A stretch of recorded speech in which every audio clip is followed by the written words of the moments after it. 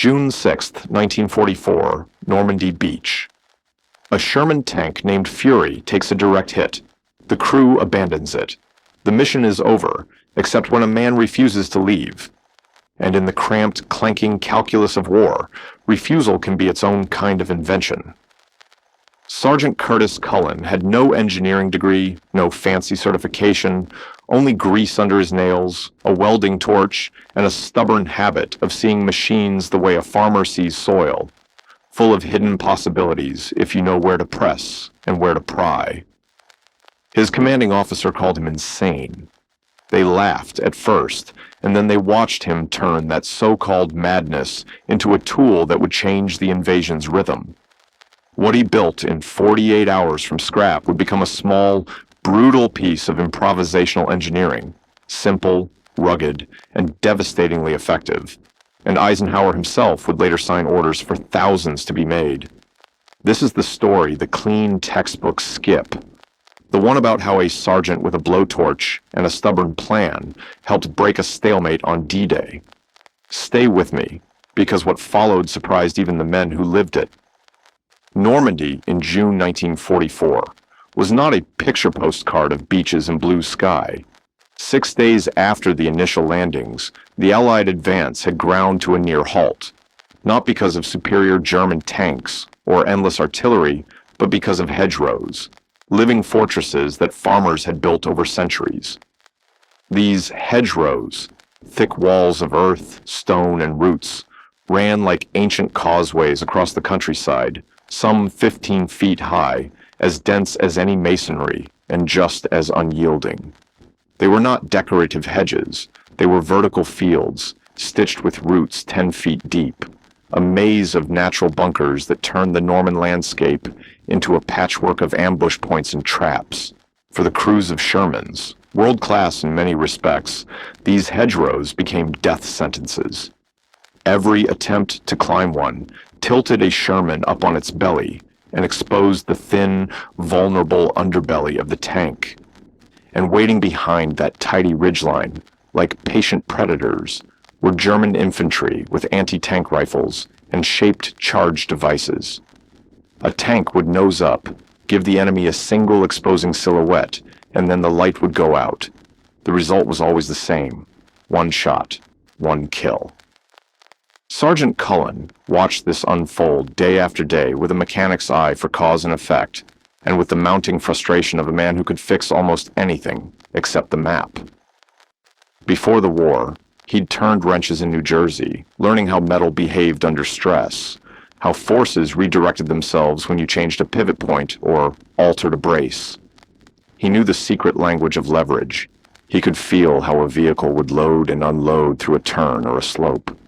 Watching Shermans climb, and then die, made him think the problem wasn't the hedgerows themselves. It was the direction the tanks were trying to go, over instead of through. If you could. Cut a path at ground level. If you could plow through rather than present a belly to the waiting men on the other side, you wouldn't offer that vulnerable profile. But how do you cleave through 10 feet of centuries-old earth, intertwined stone, and stubborn roots without heavy engineering equipment or weeks of time? Cullen began sketching in a battered notebook he always carried. His mates joked about Cullen's crazy drawings, fond but skeptical. A lot of bright people had looked at the hedge problem and turned away. None had a workable, field-expedient answer. Cullen argued that mechanics understand stubbornness, how things resist, and how, with the right angle and the right contact, everything yields. He needed a broken Sherman and permission to raid the beaches for material. Captain Samuel Morrison thought the idea mad when Cullen proposed bolting sharpened prongs to the Tiger 8 iron nose of a battered Sherman and charging it into a hedgerow at speed. But he also read the logic and recognized the urgency. If the frontal armor could be kept facing the threat at all times, the Germans would have no belly to shoot at. "Give me 48 hours, Cullen said, blunt and steady. If this fails, we'll answer to a lot of people. If it works, we might start moving." The captain made the decision that altered the tempo of the campaign. Permission granted. They scavenged the beaches that night, a landscape of broken defenses where German Czech hedgehogs, three heavy iron beams welded into a crude three-pronged jack, lay discarded, unused for their original purpose, but perfect for improvisation. Cullen's crew cut those hedgehogs apart, trimmed the beams to length, and forged them into prongs thick as a man's leg, tips honed and reinforced until the metal looked angry enough to bite earth. They worked by floodlight and by the thin, intermittent glow of oil lamps, sparks flying like fireflies as the torch ate through German steel. By the end of the first hammering day, they had 4 prongs ready to mount. The welding was delicate. Place the prongs low enough to dig at the hedge base, space them wide enough to slice a broad channel, angle them so they took the crush of impact and not the tank's frame. They bolted and riveted with obsessive care. Every fastener was a vote for survivability, and for the lives of the men who would trust those sheets of metal in battle. The prototype went up on the front, a Sherman whose nose now bore a crude plow, the sort of field modification that makes logistics officers blanch in peacetime and brings a grim smile to fighting mechanics in war. That first trial run was terrifying to watch, like seeing a horseshoe-shod plow meet an ancient wall. But then the machine found its rhythm. At full approach, velocity, the prongs bit into friable soil and root, and the Sherman didn't pitch up on its belly. It fed forward, tearing a channel through the hedge rather than pivoting atop it. Keeping the frontal armor oriented toward the defenders, they removed the most lethal advantage the hedgerow offered the Wehrmacht. It was not elegant, it was brutal, mechanical problem-solving at its purest.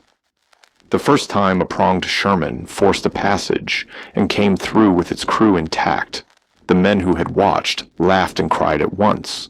The sound of relief and disbelief blended into a single, shaky noise. The prototype performed well enough that Captain Morrison ordered more. The War Department took notice. In less than a week, the idea moved from whispered rumor to field manual footnote, and the Army adopted a production plan that would send modified Shermans into hedged fields as part of coordinated tactics. They called the modification many things in private conversation. In official records, it became a straightforward engineering solution, an expedient. In the muck and cadence of Normandy, however, soldiers called it something blunt and affectionate, a hedge cutter. Later histories would use the name Quonset adjacent and official designators, but the men on the field simply said it did what needed doing. The physics were simple and cruel. Maintain frontal armor, avoid presenting a weak underside, apply force at the right angle. Cullen's modification didn't make a tank invulnerable, but it changed the geometry of exposure and the psychology of the defenders. German crews who had been practiced in waiting for the Sherman's belly now found themselves surprised by an unexpected metal beak punching through their defensive seam. The reaction was predictable: confusion, hurried repositioning, sometimes hasty withdrawal. Cullen's device did not turn every stalled advance into a sprint to Paris, but it removed the hedgerows as an absolute choke point. Plow through one line, and the attack could shift, pivot, and exploit openings farther along the ridgeline. The tactic's real gift was not brute force alone, but the new options it afforded field commanders, the ability to choose the moment and the place where armor would commit to the fight, rather than being forced into vulnerability. Importantly, Cullen's invention solved a logistical, not a strategic, problem. It allowed supply and armor convoys to keep moving through a terrain that had previously strangled the front. The medals and the praise that later came were not what mattered to Cullen. He measured success by how many men weren't on stretchers that night. He kept returning to the same practical mindset. If you can change the way a machine meets resistance, you can change the result.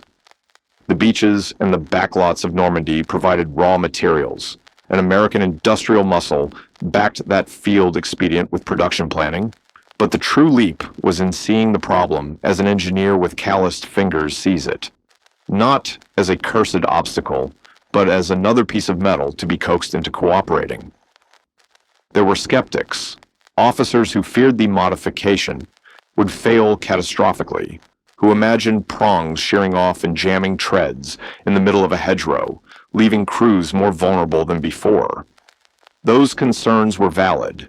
Cullen's team tested and retested joints, adjusted angles, reinforced welds, and learned to accept that wartime engineering is iterative. You build, you measure, you refine. And sometimes, you bury the lessons in melted metal and broken prototypes. Failures informed redesign as surely as successes spawned adoption. By July, a rolling production line and a field ethos had coalesced.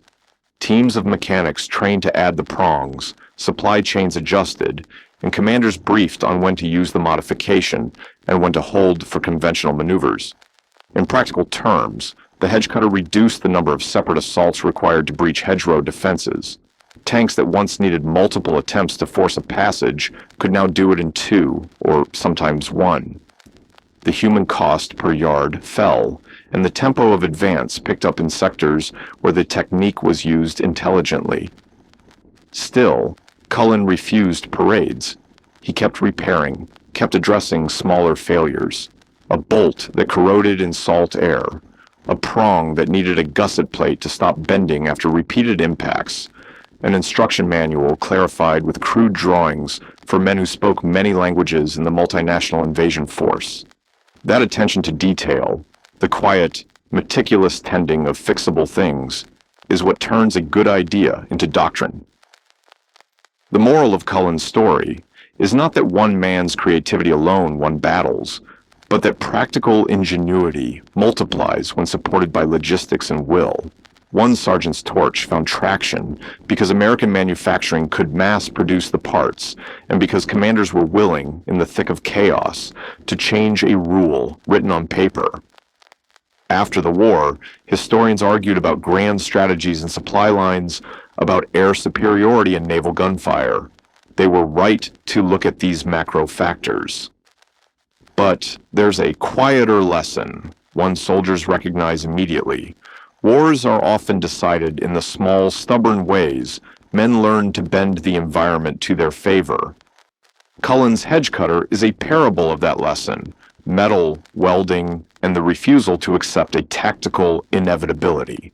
He saved men. He saved hours, days, whole movements.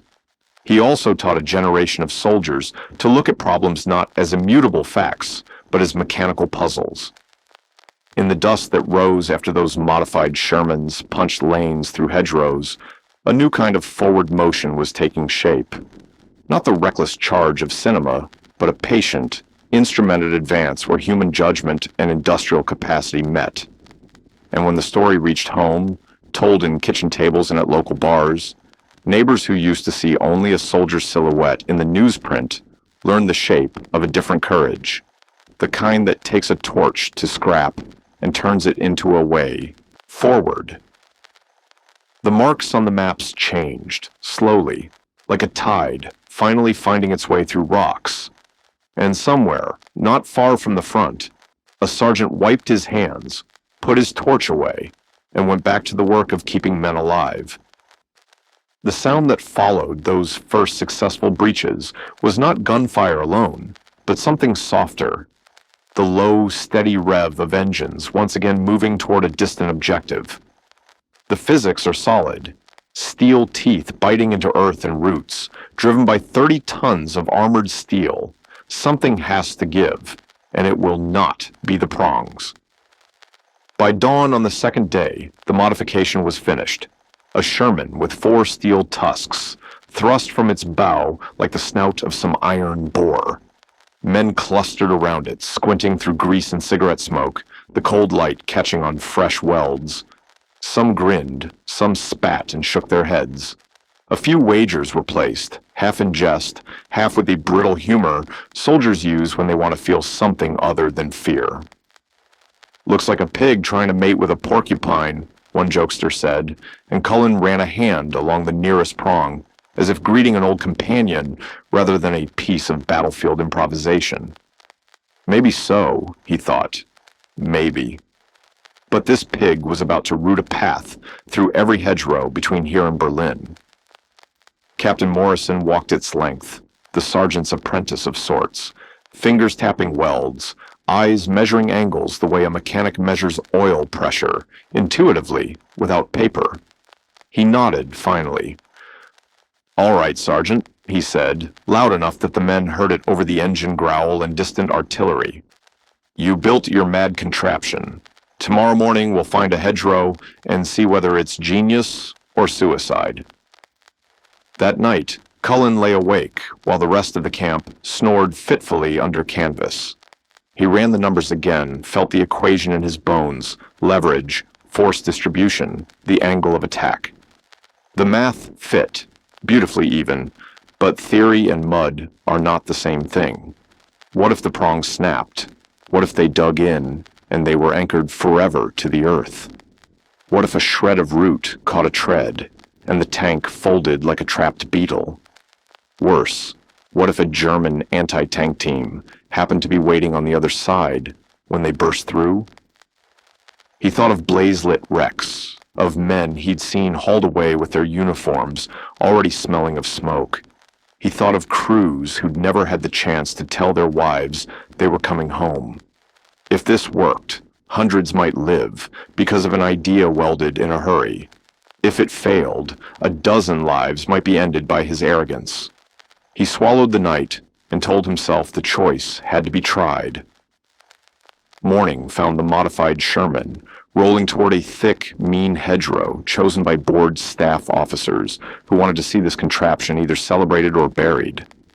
It was an old wall of earth and roots, older than war, taller than a man, 12 feet of dense history, that had grown to mark property lines and had, in the way of stubborn things, become a natural fortress. Major Jack Williams stood with Captain Morrison and a knot of officers, faces set like men inspecting a machine before a race. Jake Mitchell, the driver, climbed into the belly of the tank with a grin that had more than a little of luck in it. Tom Harrison, the gunner, checked turret mechanisms with the calm of a man who had learned to make peace with danger, and Danny Chen, the loader, moved like someone who'd done the same checks 100 times, though the task before them felt different, less a drill, more an experiment. They called the modified Sherman Rhinoceros before it had even run. Nicknames are a way soldiers make the unfamiliar less threatening. Cullen stood to one side, heart a staccato drum under his ribs as engines warmed. This was the moment all the hours bent over torches and steel had been leading to.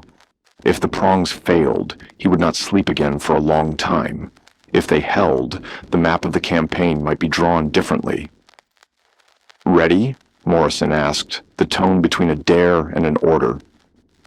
"As I'll ever be, sir," Cullen said, and the tank surged forward. 30 tons accelerating toward immovable earth makes a sound you feel in your teeth more than hear, a low keel hum that changes the light. The collision was a thunderous thing. Dirt sloughed away, roots snapped with sharp reports like rifle cracks, and for an instant, the Sherman seemed to dig its heels into the world and stop. Breath held around it. Officers, welders, exhausted infantry. Then the hull slid, a slow, stubborn progress that felt like a beast shaking itself free of burrs. The prongs found purchase, levering through the root mass, ripping a channel that the Sherman eased through without ever tipping its belly to the sky, where the enemy waits with a single shot and everything ends. The tank emerged on the far side, like something reborn. A clean breach left wider than a road, and low enough that other armored vehicles could follow without lifting their skirts to enemy fire. The men cheered in a way that was part relief, part astonishment. Cullen's knees felt like water. Mitchell clambered out with the grin of a man who'd been betting on fate and won. "Smoothest hedgerow crossing I've ever ridden," he hollered. Major Williams approached, the expression at first all business, then softening as the enormity registered. "How many modifications can you produce?" he asked, eyes tracking the prongs as if trying to memorize dimensions by sight. Cullen's answer was practical, measured. With more welders and scrap from the beaches, 10 tanks a day, maybe more if they pushed men and machinery. William's face hardened, then opened into the rare smile of command making decisions that will be told about. I want 100 tanks modified by the end of the week. Get me welders. Get me steel. I'm reporting this to General Bradley. Captain Morrison clapped Cullen on the shoulder, the slap that confers responsibility and removes a man from the safe ranks of tinkerer-to-be. You're not a mad mechanic anymore, he said. You might be the genius who just saved this campaign. Cullen didn't raise a glass that night. He walked the rhinoceros, checking bolts under lantern light, feeling for microfractures, retightening where the welds had indicated stress. He knew the test had been controlled. The real world would have rounds that exploded and men whose nerves were brittle. The next test would be against teeth, not against a pile of earth. The following dawn came with rain and a sky the color of worn tin. The battalion was to lead a small column toward a German strongpoint 2 miles off, an anchor that had stalled progress and drawn men into predictable exposure as they climbed hedgerows and presented their vulnerable undersides to hidden Wehrmacht anti-tank teams. Cullen rode with Mitchell's crew as technical advisor because Morrison insisted, if anything broke, the man who'd welded it should see how and why. The plan was to breach the hedgerow closest to the enemy position, plunge through and hold the lane open while follow-on units flowed through the new gap. The snarl of artillery in the distance made a bitter backdrop to their movements. The rhinoceros slipped forward like a shadow under rain, prongs lowered as though in salute to the earth. The orchard they used for approach was a maze of charred trunks and mud paths. Branches still clung to singular blackened fruit, a strange still life amid the chaos.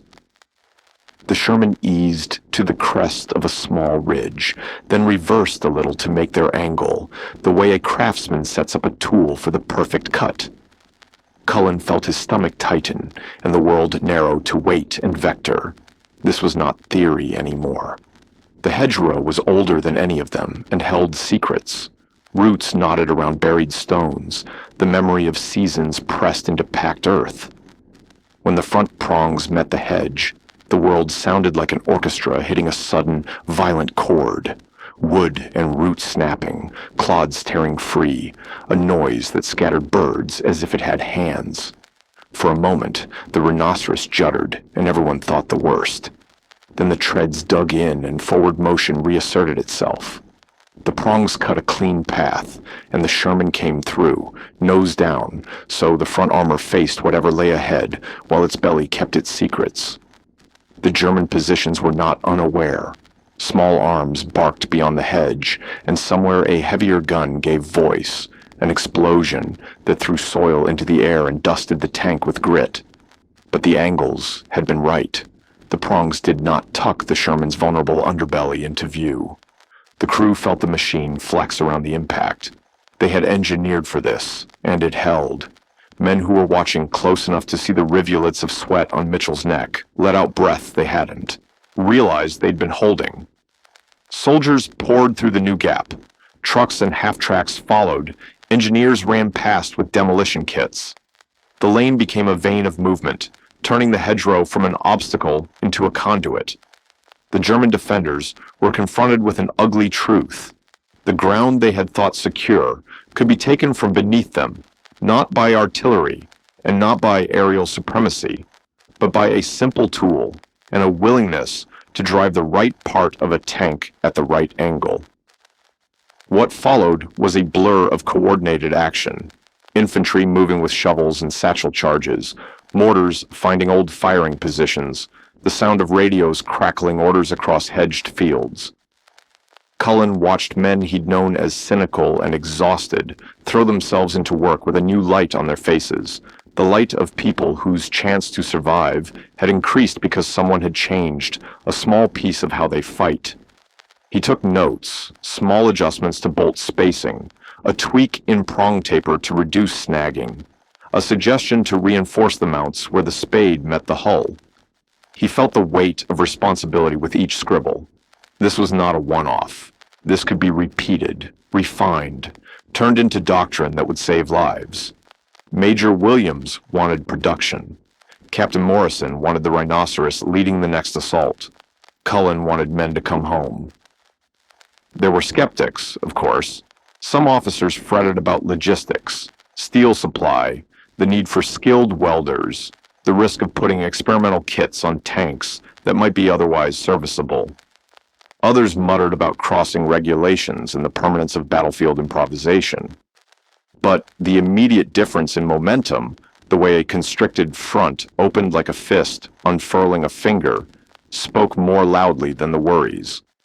What had been slow, man-sized gains became measured in fields, a small, stubborn counterattack that would have cost entire crews a price, now crumbled as men bypassed prepared positions through newly made lanes. And with each success, Cullen's original anxieties softened. The prongs that had haunted his sleepless nights proved resilient. The bolts held, the welds flexed and did not give. Still, it was not all ease.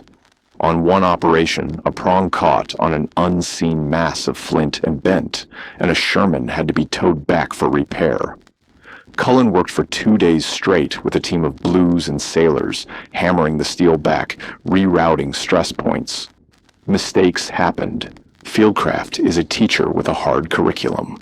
The crucial difference was that the rhinoceros approach could be iterated, tested, measured, improved, and that was what Cullen and his growing cadre of welders did.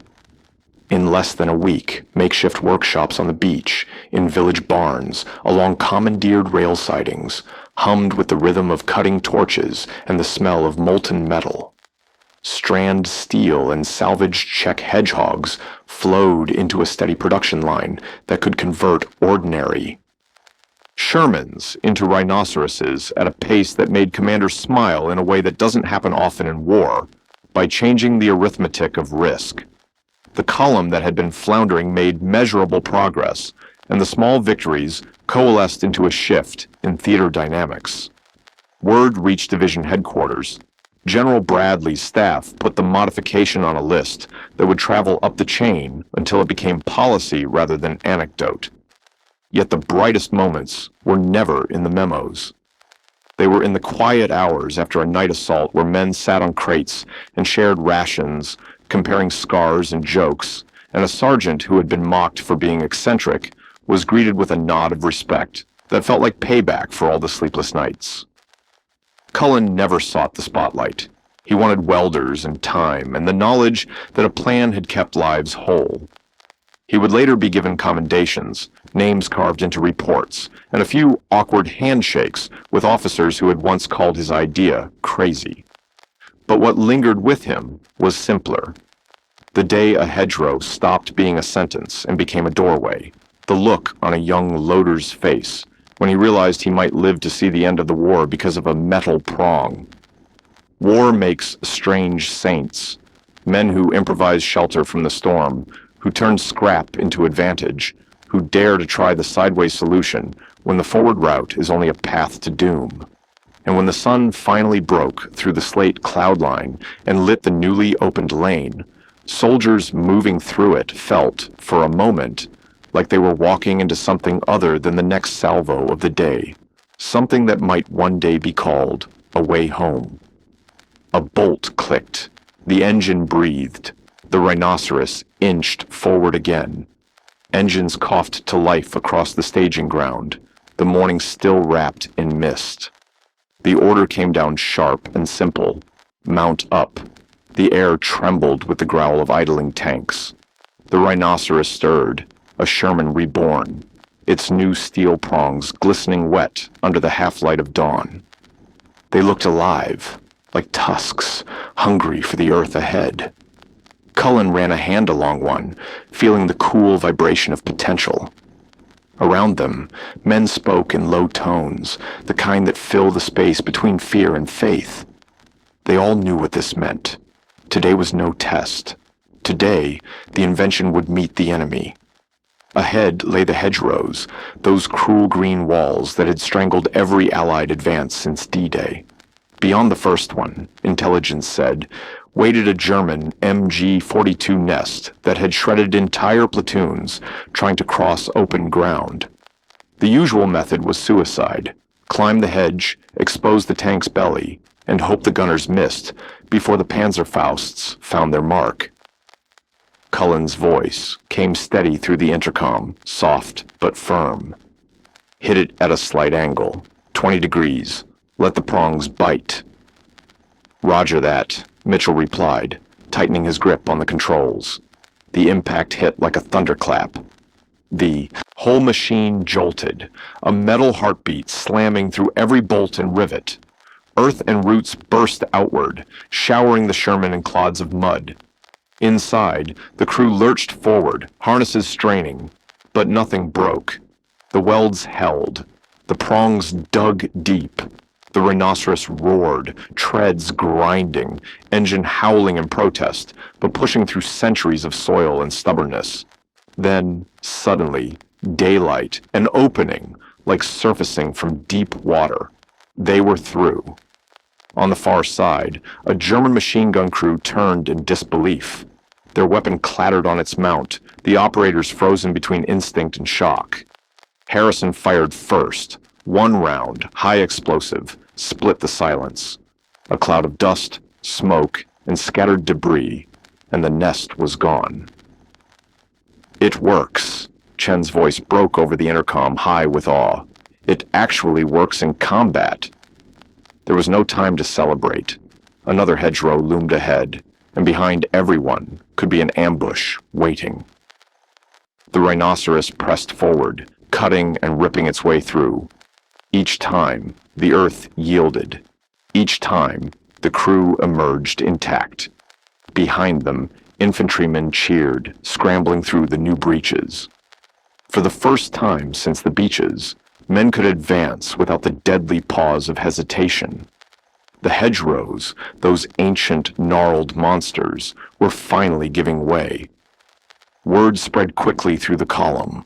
Officers who had spent days staring at maps now watched, astonished, as their troops flowed forward through lanes the tank carved like a plow through old earth.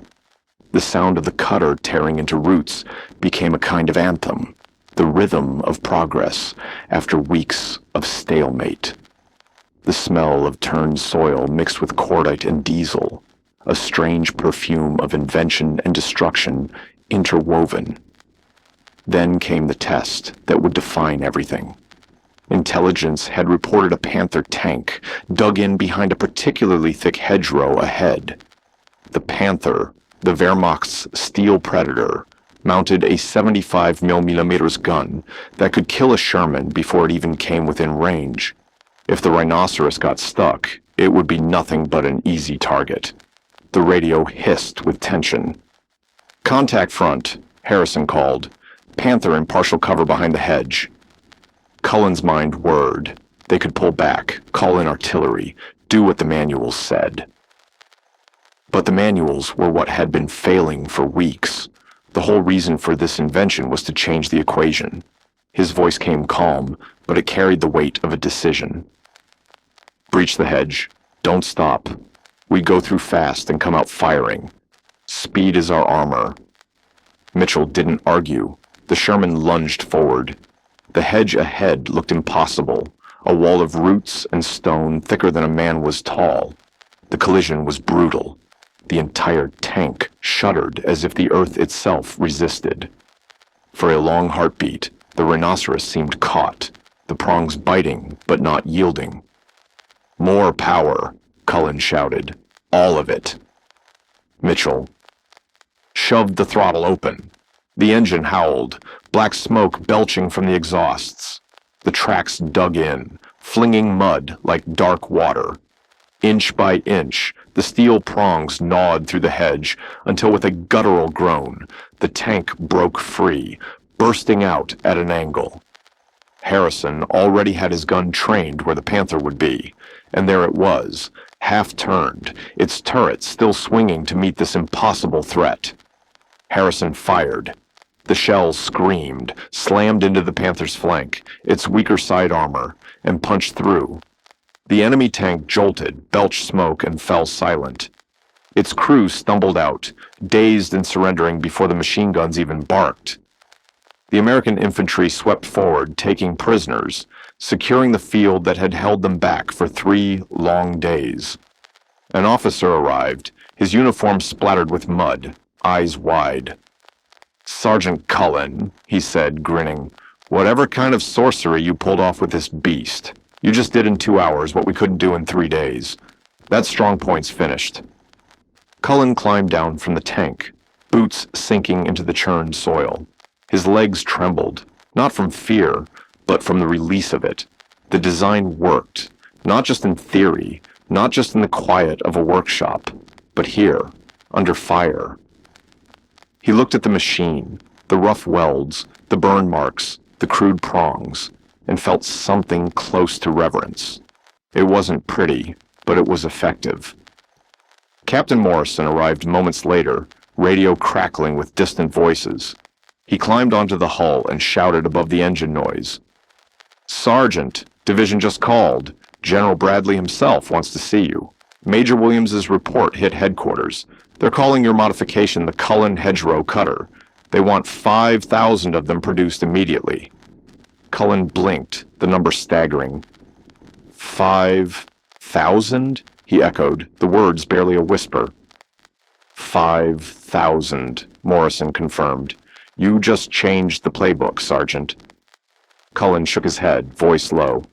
"Sir, I'm just a mechanic. I'm not sure I should—" "You're the man who solved the hedge problem," Morrison cut in, his tone leaving no room for argument. "Own it. You changed the war." Within days, the rhinoceros was no longer unique. Across Normandy, tanks lined up in makeshift workshops, fields turned into welding yards, barns repurposed into factories. The clang of steel echoed through the countryside. Welding teams from engineer battalions arrived, hauling torches and scavenging more Czech hedgehogs from the beaches. Each obstacle once meant to stop Allied armor was now being reborn as a tool to help it move forward. Cullen found himself reassigned, no longer a tanker, but a teacher. He moved from depot to depot, showing crews how to weld the cutters correctly, how to angle the prongs just right. "Too high," he'd explain, chalking marks on tank hulls, "and you tilt the tank, expose the belly. Too low, and you just plow dirt. You want 15 degrees down from center line. That's your cutting edge." He repeated the same lesson hundreds of times, his voice rough from smoke and long days. Many of the welders were skeptical at first. The design looked crude, a field modification that shouldn't have worked.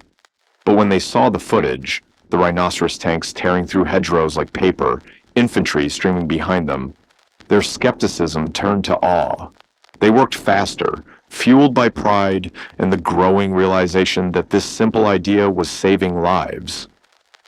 One afternoon, the commotion in the workshop stilled. A convoy arrived, jeeps, command cars, and in the center of it, General Omar Bradley himself. The soldiers froze, the air charged with sudden formality. Cullen, elbow deep in a welding project, lifted his mask and blinked into the daylight as the general approached. "Sergeant Cullen, I presume?" Bradley's tone was warm, almost fatherly. Cullen snapped to attention, trying to hide the grease on his hands. "Yes, sir." "At ease, Sergeant." Bradley looked around at the tanks, at the workers sweating over their torches. "I came to see the man who unstuck my army." His gaze returned to Cullen, eyes glinting with respect. "Your invention, it's brilliant in its simplicity. We've been throwing complex engineering solutions at this hedgerow problem for weeks. Bulldozers, explosives, specialized machinery. None of it worked reliably. Then you come along with a blowtorch and scrap metal, and in 2 days, you solve it." Cullen hesitated, embarrassed by the praise. "Sir, I just did what needed doing." Bradley nodded. "That's what good soldiers do." He paused, then smiled faintly.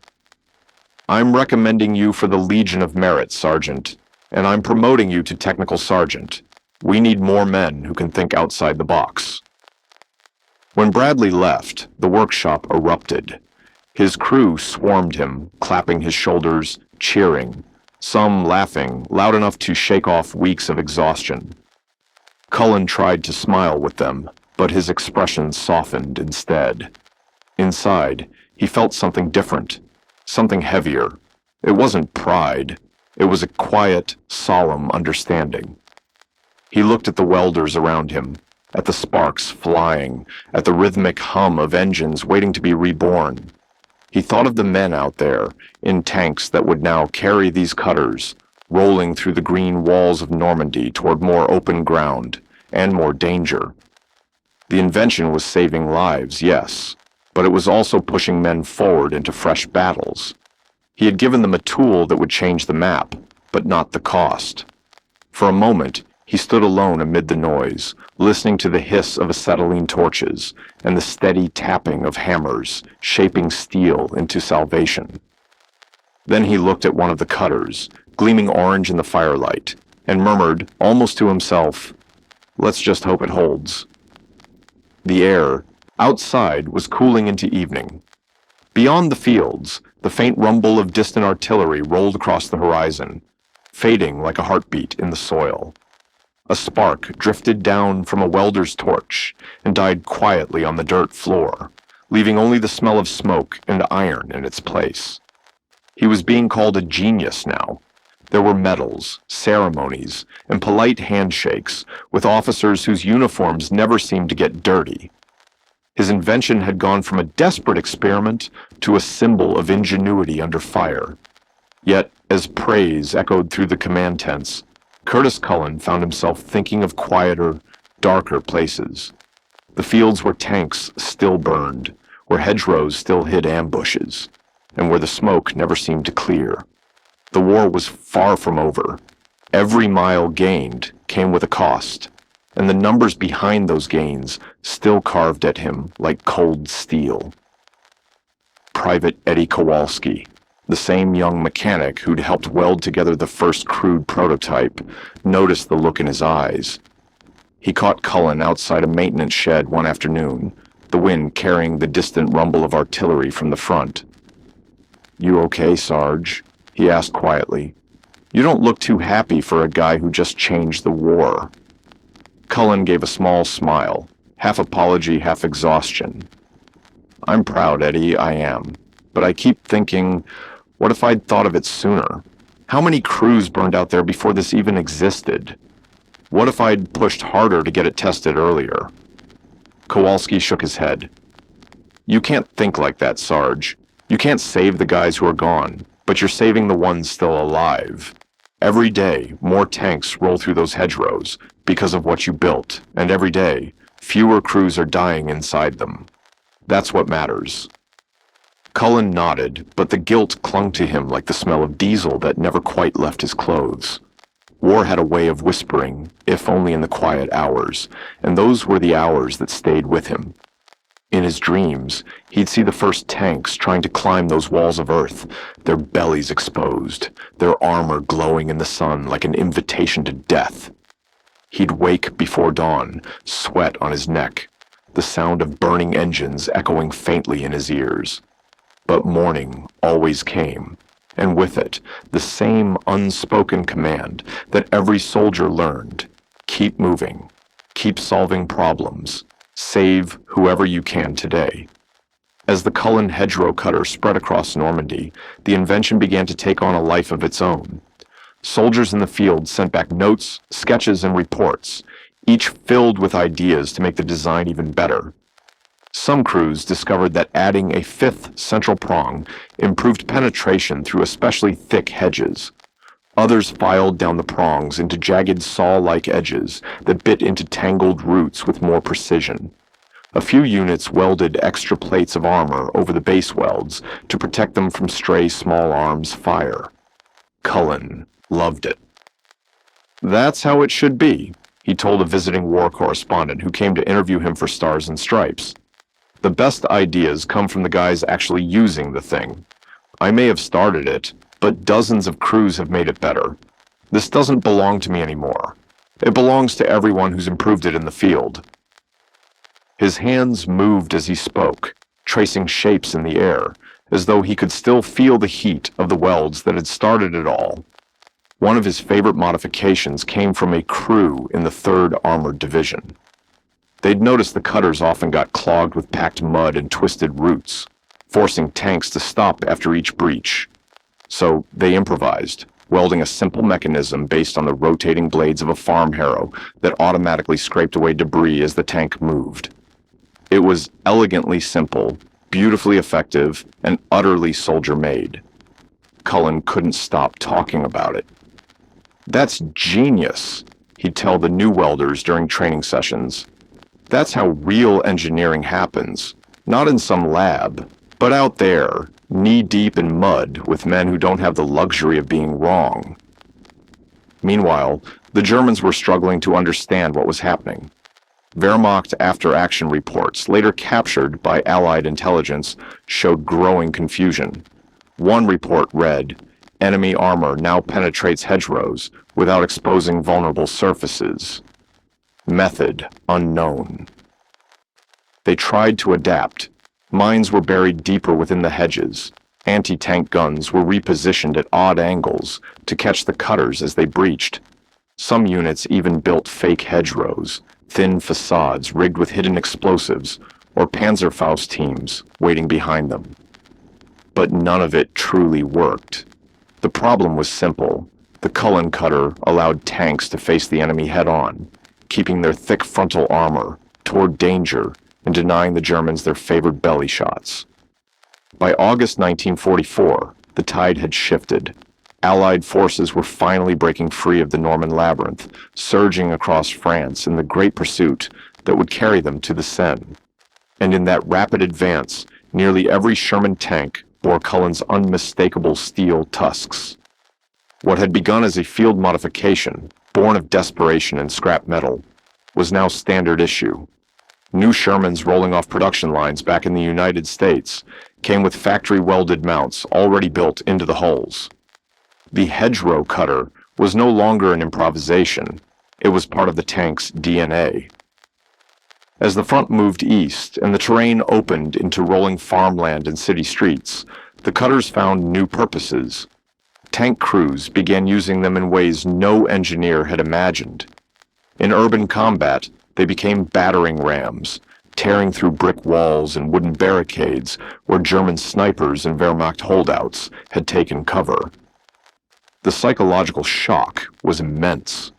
There was something primal in the sound of a 30-ton tank crashing through a wall, prongs first.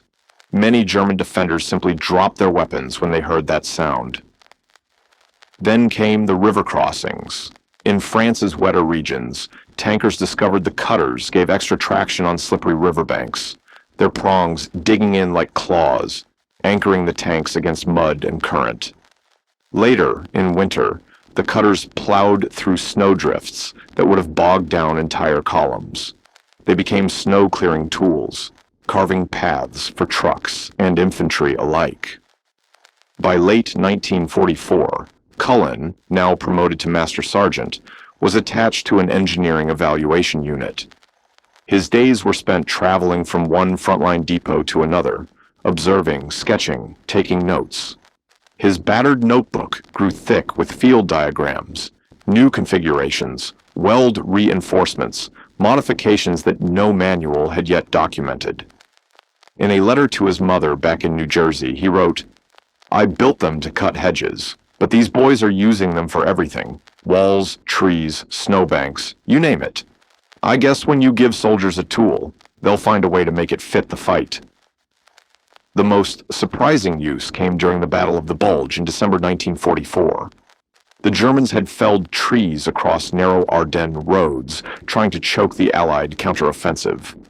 For most vehicles, those barricades meant hours of delay. But Sherman crews equipped with hedgerow cutters simply drove forward, the steel prongs wedged under the trunks, pushing and snapping the obstacles aside.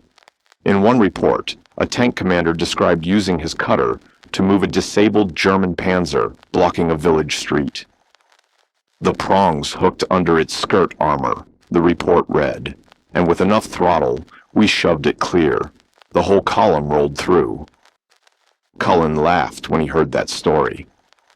I built it to cut bushes, he'd say, and now they're using it to move tanks.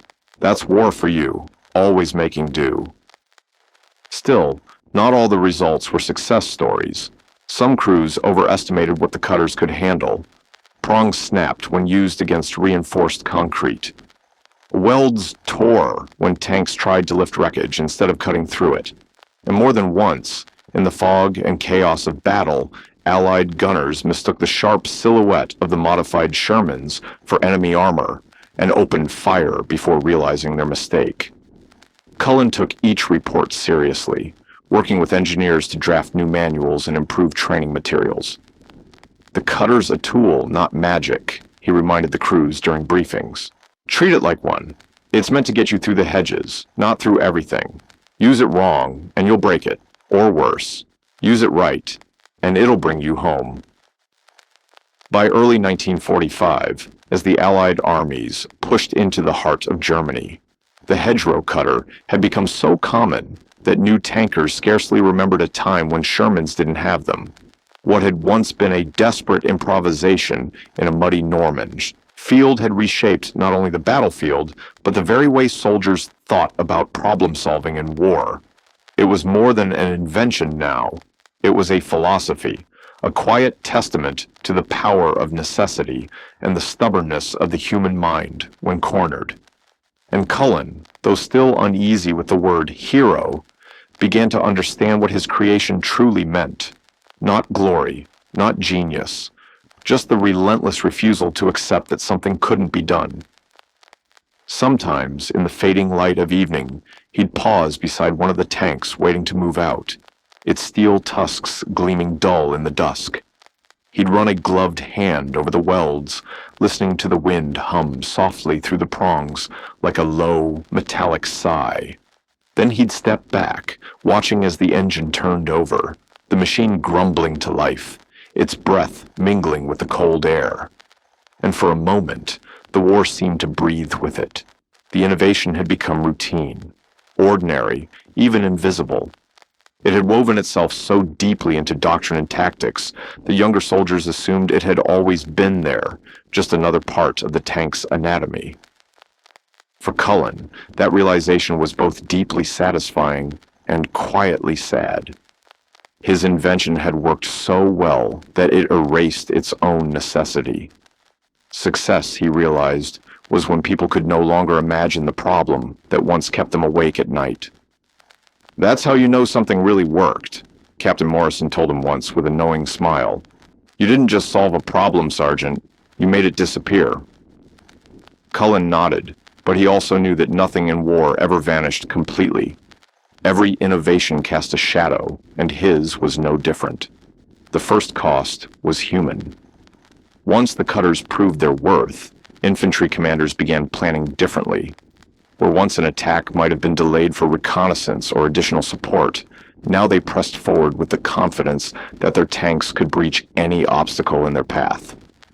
The hedgerows, once nature's fortress, were no longer walls, but mere inconveniences. And in that newfound momentum, caution sometimes faltered. Units advanced faster, farther, sometimes too far. Casualties came where patience might have saved lives. Cullen heard reports of such operations and felt an ache settle in his chest, a familiar kind of guilt that grew heavier with every victory. Did I make them overconfident? He asked one evening, his voice low, speaking to Chaplain Thomas O'Brien in a quiet corner of a field chapel. The air smelled faintly of oil and candle smoke, the two scents forever mingled in wartime. O'Brien, a kind-faced man whose eyes carried both faith and fatigue, answered gently, "You gave them a tool that saved lives, Sergeant. What they do with it, that's not yours to bear. You can't control how others wield what you've made. You can only make sure that what you create leans toward good." Cullen looked down at his hands, still rough and scarred from welding, and nodded slowly.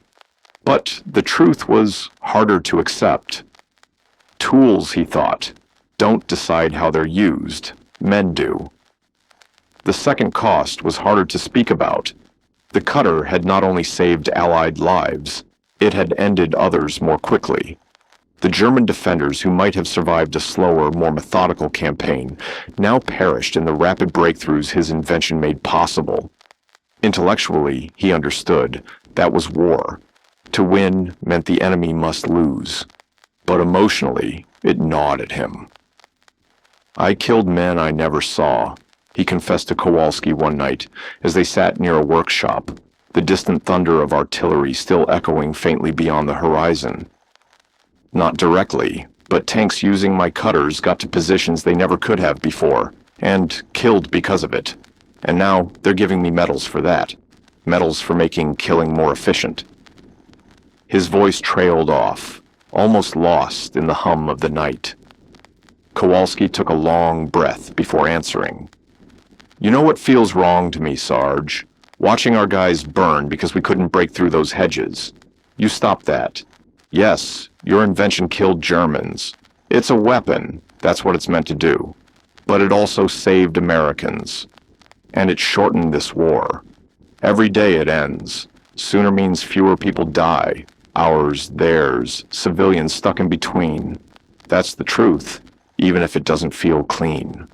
Cullen wanted to believe him. He needed to. But war was never a clean arithmetic of lives saved and lost. It was more like smoke, shifting, curling, impossible to hold. There were other costs too, ones nobody had foreseen. The success of the hedgerow cutters made the Allied advance faster than planners had dared imagine. But speed came with its own kind of danger. Supply convoys lagged behind. Fuel and ammunition couldn't always keep pace with armor that now moved miles beyond its expected line of support. There were moments when tanks had to halt, empty and exposed, not for lack of courage, but for lack of gasoline. Cullen found himself summoned to briefings with logistics officers, men with maps and worried eyes, trying to explain that his creation had broken more than just hedgerows. It had broken their schedules. "I gave you a tool that makes tanks move faster," he told them. "Now you've got to figure out how to keep them moving." It was strange. A mechanic from New Jersey sitting across from colonels and supply chiefs, talking strategy. But they listened. They had to. And slowly, the system adapted. New supply procedures were drafted, fuel trucks rerouted, depots repositioned. War, like any machine, could learn to run smoother when someone understood how its gears fit together. But perhaps the strangest cost was the personal one. Fame, or something uncomfortably close to it, found him. In the Army's endless network of stories and rumor, his name spread fast. The sergeant who solved a problem the generals couldn't. Reporters wanted interviews. Officers wanted him at their briefings. Soldiers asked for autographs, sometimes on tank hulls, sometimes on ration boxes. It made his skin crawl. "I'm not comfortable with this," he told Captain Morrison, who'd been both his superior and his friend since the first test run. "I didn't storm any beach or hold off a counterattack. I just welded metal to a tank. Why am I a hero when the real heroes are out there dying?" Morrison regarded him for a moment, then said quietly, "Because there's more than one kind of heroism. Those men with rifles, they fight with courage. You fought with your mind. Both matter. You built something that let them come home. That's enough." Cullen tried to accept it, though humility was stitched into him too tightly. Even as awards piled up, commendations, citations, a promotion, he still felt like the same man who'd once scavenged steel from the beach under fire, trying to make sense of an impossible landscape. And then, finally, came May 8th, 1945. The war in Europe ended. Germany surrendered. Cullen stood in a small German town that had once echoed with gunfire and now filled with music, laughter, disbelief. Soldiers danced, shouted, wept. The air smelled of beer and burned powder, a strange mix of joy and exhaustion. He watched it all in silence, hands in his pockets, eyes distant. The hedgerow cutters had done their work long ago, but the echoes of that invention still rippled through every man in that square. By most estimates, the cutters had shortened the Normandy campaign by weeks, maybe months. That acceleration had meant faster liberation of France, an earlier crossing of the Rhine, a quicker fall of Berlin. Each day saved meant lives spared. Thousands, maybe tens of thousands. Even Eisenhower himself had called it one of the most significant tactical innovations of the European campaign. Cullen was awarded the Legion of Merit, the Bronze Star, and a commendation signed by the Supreme Allied Commander himself. His name appeared in American newspapers beneath headlines that spoke of the mechanic who helped win Normandy. And yet, standing there in the twilight of victory, he felt strangely hollow. The world had moved on from hedgerows. The fields of Normandy, once deadly, were now just farmland again. His invention, so vital for that one chapter, was already fading into the footnotes of a war that had consumed continents. He watched soldiers cheering and thought of the ones who couldn't. Kowalski found him then, appearing as he always did, unannounced and unshakably grounded. He carried 2 bottles of German beer, lifted one toward Cullen with a grin. "You're thinking too much again." "Just reflecting," Cullen said, taking the bottle. He turned it slowly in his hand before opening it. "A year ago, I was welding scrap metal to a tank, hoping it might work. Now the war's over, and I don't know what any of it means. Anymore." Kowalski took a sip, then looked out over the street where children were cautiously beginning to play again, their laughter faint but real. "It means you saved lives. Mine, probably. I was infantry before I joined your welding crew. If I'd stayed there, I wouldn't be here now. And neither would a lot of others. You gave us a fighting chance, Sarge. That's what it meant." They sat quietly after that, the sun sinking low behind the ruins. The sky glowed orange and red, the colors of fire, but peaceful now, soft. Cullen thought of the thousands of choices, big and small, that had led to this moment. If he'd dismissed that first idea as too simple, if Morrison hadn't taken a chance on him, if the first test had failed, every if hung in the air like ghosts of roads not taken. He didn't say any of it aloud. Instead, he just watched the light fade, the last rays glinting off a tank parked at the edge of town, its steel prongs dull with rust, like a relic, half forgotten. Somewhere nearby, a radio began to play a scratchy swing tune, and for the first time in a long while, Cullen let himself breathe. The air was cool, the war was over, and from the distance came the low, familiar sound of an engine starting, steady, strong, and certain, as though reminding him that even after the fire, the machine keeps moving forward. "Strange, isn't it?" Cullen said quietly after a long pause, his voice softened by the evening air. "I keep thinking about those German tankers, sitting behind their hedgerows, feeling safe, believing the earth itself was their armor. And then, suddenly, American tanks are bursting through what they thought was impenetrable. Everything they believed about safety, about the rules of war, was shattered overnight. What must that have felt like?" His gaze was distant, as though trying to see through time, through smoke and soil and memory. Kowalski tilted his head, the faintest of smiles tugging at his lips. "Probably felt like losing," he said simply. Then, after a moment, he added with quiet conviction, "And maybe that's exactly what they deserved, for starting this whole damn mess in the first place." Cullen nodded, but the thought didn't leave him. War, he knew, wasn't just about battles and borders. It was about the endless contest of minds. Every front was an experiment, every weapon a question. What if? His hedgerow cutter was just one answer among thousands. There had been radar that could see through night and fog, proximity fuses that turned shells into near-omniscient killers, engines that defied terrain, and doctrines like blitzkrieg that rewrote how armies thought about speed and shock. Each breakthrough made someone's defense obsolete. A soldier could dig, build, prepare, and still wake up to find that the world had changed while he slept. That was the cruelty and the wonder of war. Progress born of desperation, ingenuity born of fear. When you solve a problem in war, Cullen murmured, you're not just beating the enemy. You're proving that no obstacle is truly permanent, that the human mind can find a way through anything, even hell. He paused, staring at the dull, rusted steel prongs of a Sherman nearby. I wonder what will happen to all those cutters now, he said softly. Thousands of tanks, each with my little idea welded to its nose. What do you do with them when there are no more hedgerows left to cut through? Kowalski shrugged. Scrap them, probably, or leave them on as souvenirs. Either way, they did their job. That's all any tool can ask for. Cullen smiled faintly at that. The man had a way of simplifying truths that Cullen could only circle around.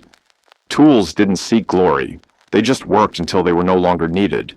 Maybe that was all a man could hope for, too.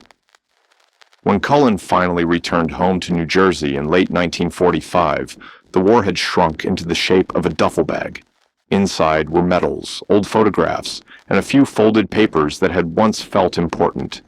But he carried something heavier, memories that clung like soot. He went back to his old garage, fixing cars and trucks, his hands finding their rhythm again among wrenches and grease. The same hands that had once reshaped warfare now coaxed stubborn engines back to life. It was quieter work, but cleaner. Machines broke for simple reasons here, and no one died if you fixed them wrong. He didn't talk much about the war. When customers asked, he'd shrug and say, I was a mechanic, fixed tanks, nothing exciting. He never mentioned Normandy or the Legion of Merit or the field tests that changed everything. He'd look down at his hands instead, the faint scars from welding still visible, and go back to work. His wife, Margaret, didn't understand at first. One evening, as the radio hummed softly in their living room, she said, You're a hero, Kurt. You should be proud of that. He looked at her, then at the framed photograph on the mantel, his unit, all smiles before D-Day. I am proud, he said finally, just not proud of what it was for. I made something that helped kill people. Yes, it saved lives too, but it was still made for killing. I'd rather spend what time I have left fixing things, not remembering how I helped break them. The years rolled by quietly. The world moved on, as it always does. But history has a way of circling back, like a current under the surface. Decades later, military historians began piecing together the small, forgotten stories that had shaped victory. Cullen's name appeared here and there, in footnotes, in technical manuals, in documentaries about the Normandy campaign. They called his invention the Cullen hedgerow cutter, though few pronounced his name the same way twice. To most, it was just another clever field adaptation, one of many that turned chaos into order. To those who understood, it was something deeper, a reminder that war isn't always won by generals, but sometimes by mechanics with welders and sleepless nights. In 1984, 40 years after D-Day, a young historian named David Carter tracked him down. By then, Cullen was 73, retired, living quietly in a small house not far from the sea. His hair had thinned, but his hands were still strong, stained faintly with oil. Carter arrived one autumn afternoon with a notepad and a voice recorder, eager to meet the man whose invention had, by some accounts, shortened the war in Europe. Mr. Cullen, Carter began, do you realize how significant your invention was? Analysts say it cut weeks off the Normandy campaign. It saved thousands of lives, maybe tens of thousands. It changed tank warfare doctrine forever, and you did it in 2 days. with no degree, no design bureau, just an idea and some scrap steel. Cullen was silent for a long moment. The only sound was the faint ticking of a clock on the wall. Then he smiled, a small, almost tired smile. "I wasn't special," he said. "I just knew how machines worked, and I saw a problem that needed solving. The special thing was that the Army let me try. How many good ideas never got heard because they came from the wrong person? How many times did someone say, 'That's not how we do things,' and shut the door? I got lucky. My crazy idea got tested." Carter leaned forward. "But it worked," he said earnestly. "That makes you special." Cullen shook his head. "No, it worked because people gave it a chance. Captain Morrison could have said no. The crew could have refused. Division could have scrapped it after the first test. But they didn't. They judged the idea, not the man. That's the real lesson, son. Not that I was a genius, but that good ideas can come from anywhere if you're willing to listen." When Carter published his book the following year, that quote appeared at the beginning of the chapter, titled "Ingenuity in the Field." Readers called it the perfect summary of American innovation. Cullen, though, never read the book. He wasn't one for libraries or lectures. He preferred the hum of an engine, the smell of oil, the small satisfactions of ordinary work. Curtis Cullen passed away quietly in 1963. His obituary in the Asbury Park Press mentioned that he was a veteran, a mechanic, and a modest man who preferred fixing things to talking about them. It didn't mention the hedgerow cutter. Most of his neighbors never knew that the old man who tuned their carburetors had once changed the course of a world war. Today, though, pieces of his legacy still rest in museums across the United States and Europe. In places like Bovington, Fort Benning, and Sainte-Mère-Église, you can find old Sherman tanks with odd, jagged steel prongs welded to their noses.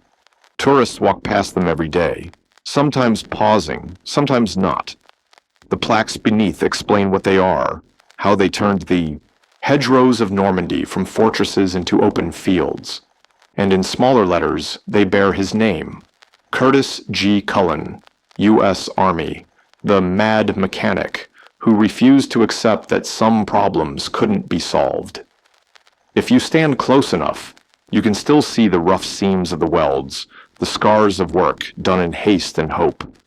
They look crude, almost primitive, but in their simplicity lies the kind of brilliance that only necessity can forge. And if you listen, perhaps you can almost hear it, the low hum of an engine somewhere far away, the metallic groan of treads pressing forward through earth and history, and the faint echo of a man's voice saying quietly to himself, "There's always a way through."